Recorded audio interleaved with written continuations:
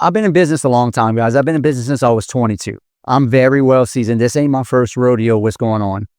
I ain't gonna say it's been easy as far as my nerves. My nerves have been bad, just like all of y'all. But I handle it a lot better than I did when I was 25, 26. Who here is the first cycle downturn? Raise your hand. Okay. Yeah. Owning a business too? And getting kicked in the dust. Yeah. 2.5. That's right. It wrecks your nerves. It wrecks your mindset. It wrecks your self-confidence. It wrecks everything about you that holds you grounded. Because it makes you question, is it worth it? Am I doing the right thing? Or shit, am I not good enough? Yada, yada. I went through all that in my 20s and 30s. This is the fourth turn down. And what's kept me alive the whole time, every time we've had a pullback, is one key word. And that is pivot. You can't keep doing the same shit.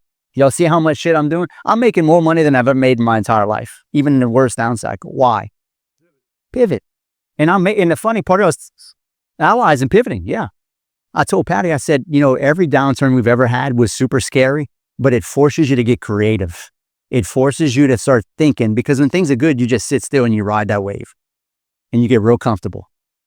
But right now, you got to have real skill to still be in this game and to pivot into what's working and what's needed and wanted. And I'm going to be frank with you guys. A lot of you guys are trying to figure out how to make a bunch of money right now. That's not what you should be worried about. What you should be worried about is, how am I going to stay in the game the next couple of years?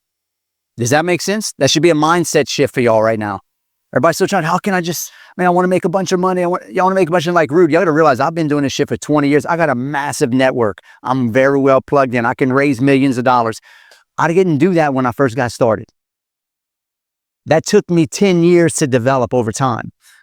And I have massive, partnerships all over the country. And so do not measure your success based off of watching me. You measure your success based off of watching you a year ago, 2 years ago. And right now, are you still in the game? Stabilize, hold down the hatches and ride the wave. And ride the wave. Yeah. I see people on social media, I'm trying to figure out how to get rich. Motherfucker, you should be figuring out how to not go bankrupt right now. If you are in the game and you're still playing the game, you're a survivor, right? Jay, you're a survivor. You've been in this 07, just like me. I went through the 2008 crash. It was nasty, crazy. And it was way worse than this. Everybody says it's like 2008. No, it ain't. No, it ain't. This ain't really that bad. Shit is still selling. In 2008, everything stopped. There was no transaction, nothing happened. So there's still transactions happening, but the real skill comes out right now. How creative can you get to diversify and vertically integrate? And how deeply discounted can you guys buy? Because the game of just buying anything and throwing it on MLS is over with. You got to have the best product. You got to be in the best area. And you got to be the what? Cheapest. Stop trying to make up. I got partners right now, I'll ask them, hey, dude, you dropped the price yet? It's been 2 weeks. We hadn't even got a showing. I'm like, no, why? It's only been 2 weeks. Dude, if you ain't got a showing in the first week, drop the price. And you drop the price every single week. I took control of all my partners, all the realtors we're dealing with. They all have to report to me on Monday. And I asked, hey, did we drop the price? I'm dropping the price every Monday if we don't get showings and we ain't getting offerings coming in. Right now, you do not want to be a big profit. So go ahead. I'm sorry. You don't worry or think about long term as far as, will that hurt my comps that I'm making? No. Okay. Because I'm going to pay more interest and I'm beating the competition and I'm pushing the competition out. Y'all got to think in strategic unfair advantages. Most of the stuff I got right now is all land home packages. I think I got maybe a couple of flips. One with Nick, we just went into contract. I think we're making about almost 38,000 or we should make about 20 grand a piece. Yeah. Close to it. Yeah. Each 20 grand. Yeah. We're making about 40 grand on that flip. But we held it for what, about 2 months? Yeah, we've been 2 months in. Yeah, that's not one that it's not so bad. Yeah, it's been kind of one of those things. A lot of it. I was telling some guys the biggest thing we've dealt with is insurance has been a huge problem. And a lot of this is, in my opinion, is full back to poor realtors, because the realtors aren't vetting their buyers and telling them, hey, you're going to pay $3,500 a month in insurance if you're in the zip code. And a lot of that BS would stop. So I kind of told my wife, I said, what we're going to have to do, we're going to have to start vetting these, basically doing the other realtor's job and telling them before they're going to submit an offer with us. Because I've had a trailer go under contract 4 different times and fall under contract, and every one of the times has been due to insurance. So that's been a big issue for us, is this insurance prices are through the roof. And so we kind of had to change a little bit, basically make these people say, look, if you want to put an offer in, you need to get insurance quotes prior. And so that's helped a lot. But a lot of showings, but it's just, you don't really, you might have 10 showings in one serious buyer. And it's just been a lot of showings, but nothing real serious. So when you do get something serious, you got to take it serious. Yeah. And don't be greedy right now. Be a volume guy. Like I said, every Monday we drop the price until we get showings. How much do you drop? Shit, I got a deal. I got 2 deals in Florida right now. I dropped them, one 10 grand and one 5 grand. I'm doing 5 and 10 grand increments until I get showings. Stop trying to read the market. The market gives you feedback. You can't be smarter than the market. You drop the price until you get showings. That's the market saying, hey, this price is inducive to what we can afford right now. I'm talking to some of my students across the country in the land home package program. They got shit they're sitting on for a year, haven't had one showing. And I said, well, show me, where you priced at. They're $25,000 price higher than the closest person that's their competition. Of course you ain't getting no showings. Look at the competition, price it right below, be a turn and burn operation. Deals that you were thinking you're going to make 40, 50 grand on, it's okay if you make 25, 30. Move product, because the market is pulling back every single quarter. There's price drops all across the country. I've never seen price drops ever in Destin. Patty, we hadn't seen price drops in 10 years in Destin? And we're taking advantage of that. That's why we bought another condo, and we bought another house in Lafayette as a rental. Right now is a great time to buy rentals too. If you need depreciation, right now is a good time to buy. It's a buyer's market, and whatever you flip right now, make sure you have in your mind being okay with keeping that as a rental. Does that make sense? Whatever you flip, know that if this thing doesn't sell, I can keep it as a rental. Now, with that said, y'all need to start diversifying more and vertically integrating. You'll see me do. I got HVAC, I got junk removal. I started Allies Wholesale Depot. I'm firing up a septic tank business here in Baton Rouge and Lafayette in the next week or two. Why do you think I'm doing septic? Service. That's right. Land home packages. I'm gonna service you guys. I'm gonna do my own stuff. Bo broke the market, and we had the balls to go and do the first land home package in Lafayette. He crushed it. You're number 2. You just got yours under contract. I'm getting feedback. And that's why you'll ask me, I keep getting people, why are you not doing it in Louisiana? Because the comps aren't great. I don't have any in Louisiana. I don't have about one, but I'm going to start now that Bo and you have broke the mark.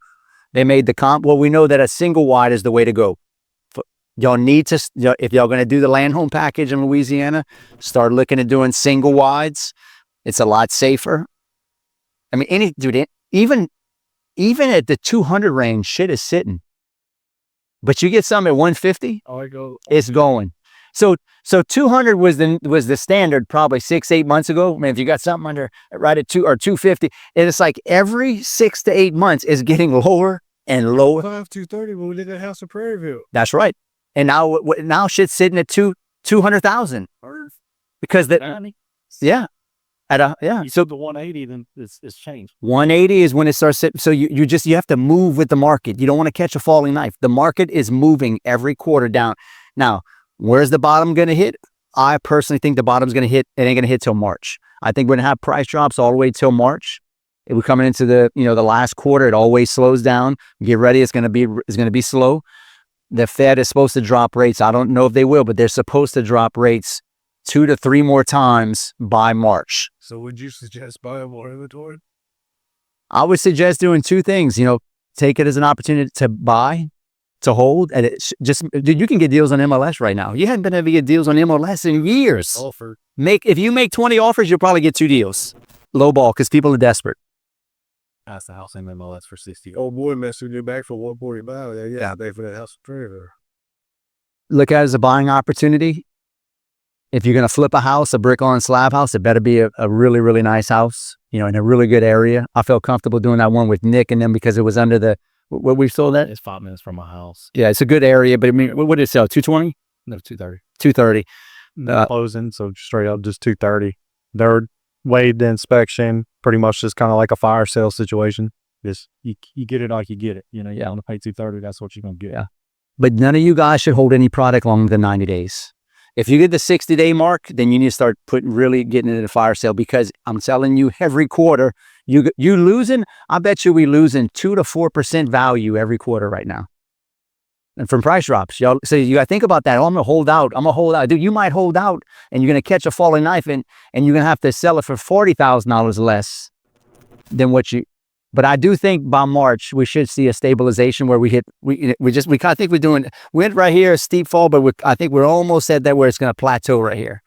It ain't as bad as 2008. Shit is still selling, but you got to be the cheapest on the market. Period. You think over the shift in currency? Currency as far as what? The dollar. Fuck. I mean, I've been saying it's going to crash. I mean, they're printing money. Dog, yeah. Just no. So, like, I was just telling him, I'll kind of at the point now, I want to be as liquid as possible because I think the opportunity's here. But it's like, what if you get real liquid and something does shift like that, and then you? So here's what I'm doing. But I told Chase that. Mama Rood knows that. I just put 2 more parks on the contract. I got 5 parks on the contract. Fucking start. Mm-hmm. I'm selling a couple parks he wants to buy in Gonzales, but I just got an offer, a good offer that I'm selling 2 more parks. I'm selling all my mobile home parks right now. Why? Because I feel like we're at the top of the market for what I can get in value for rental property, for mobile home parks. You can't give away apartments right now. Everybody laughed at me when I bought mobile home parks 8-9 years ago. It's trash. It's trailer park trash. You're never to sell that. All the investors are dropping down into affordable housing, and I see it, and I'm getting brokers calling me. So we're liquidating, and I'm liquidating because to your point, I don't know what's going to happen. I'm getting liquid, but when I take my liquidity, I'm rolling that into properties that I already own and are stabilized, and I'm paying them off. I'm getting debt free. You understand? You paying all like some of your My rentals, my Airbnbs. I'm paying cash, and when I get the cash that comes in, I'm paying off properties that are already rental properties. And what I do is I pull it. Able to defer taxes like that. I'm just going to do it's called segregation. Like I did, I made a post yesterday about a cost segregation. Right? I got a tax bill for the first time in 10 years for $73,000 for 2024, and I haven't done. Huh? You're a criminal like that woman do. Yeah, you wouldn't believe the stupid shit people. I mean, I was supposed you're a criminal. Thanks for posting that you're going to jail soon because you're not paying taxes. Go sit down, peasant. But the point is, I'm gonna use cost. I haven't had to do a cost seg because I was buying so much the past 8 years that it offset. But now I've been selling and my income's going up, so now I have a tax problem. So I'm just going to do cost segs on the properties that are. Who doesn't know what a cost segregation is? Okay, cost segregation is like accelerated depreciation. You know how when you buy a rental property, you get depreciation? You ever heard of that term, depreciation? What you can do is called a cost segregation study, where you can accelerate the depreciation. You can pay somebody that does a cost segregation study for you. What's that cost? Like $35? Well, it depends on the size of the asset. A little small house, a little Two together. yeah, a little 3 small. to 10 grand. Yeah, it's called a 3 to 10. I mean, well, you get a big, massive asset, it could be 20, 30 grand, but We keep the property for at least a minimum of 5 years. yeah, that's a good point. I'm glad Elijah brought that up. To offset your taxes, if you're going to do a cost segregation and you go and do a cost seg, like I'm going to wipe out that $73,000 doing a cost seg. But if I go and resell that property, did a cost seg, it's called a recapture. And I'll have to pay taxes on the gains or the offset they gave me. So we're doing it on a little 1-bedroom condo that we know we're going to keep forever.